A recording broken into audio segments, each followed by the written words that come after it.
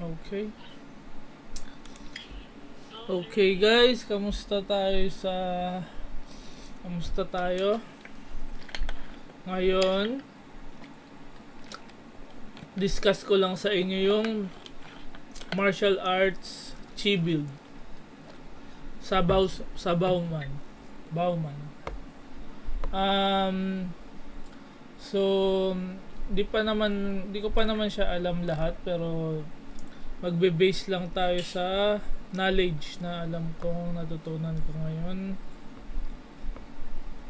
So basically this one, Soul Arrow, Luna Arrow, Bawapsu Luna, makukuha nyo to sa first level 1 to 35 nyo. Itong Solar Flare, Shining Arrow, Eagles, Starfall, yan. Madali lang yan, makukuha nyo yan. Wag level lang kayo mag-quest, ganyan. Tapos mabibili nyo yung skill book sa may shop. So dito yan sa Treasure Pavilion, Rare Item, Fate Coins. Ito, sa Martial Art. Mabibili nyo yung mga, pag available na yung skill, mabibili nyo yung mga martial art skill dito. Yan, yung mga books nila. Okay. And then, punta tayo sa chi build. Yan. Sa Bossman, ito yung parang nalaman kong mas sa akin, mas efficient sa akin. So, kaya kulay blue yung level is may plus 3 chi ako sa gamit ko, sa equipment ko. So, basically, kung ima-minus mo tong plus 3 is level 1 lang siya. So, ang ginawa ko is level 1 Hawk's Eye, level 1 Burning Rat. Level 1 lang yan. Then Eagle's Flight, minax ko siya, max level. Also the Blessed Arrows is max. Bowstring, max din. Yung Vertex, ito lang medyo hindi ako sure kung gumagana ba to o hindi. So, ang ginawa ko is level 5. Ginawa ko muna siyang level 5.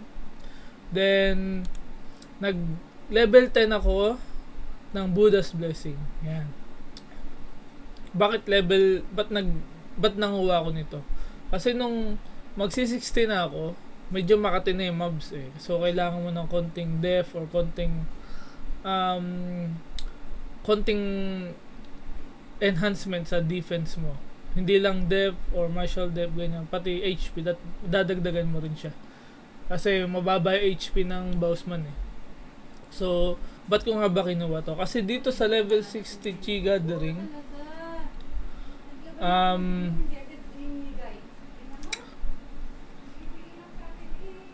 Chi Gathering, Buddha's Blessing,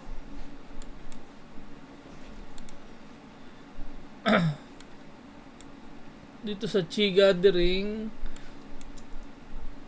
makikita nyo martial depth and HP 6.5. Bakit? So, ba't ako nanguha ng Buddha's Blessing? Kasi may dagdag HP siya. Then, if nanguha din ako nito, may HP na kung ilang percent. So, kung mataas yung HP ko, yung ganun din makukuha kong 7 HP. Parang mas mataas yung HP na makukuha kung mataas yung max HP ko. Yan. Tapos may martial depth na rin siyang 6.57%, which is good sa PvP in future. Yan. So, next episode naman, papakita ko sa inyo yung gear showcase ko. So, i-upload ko siya magkasunod. So, check nyo na lang sa YouTube ko or sa Facebook yung post para dun sa gear showcase ko. Okay? Thank you.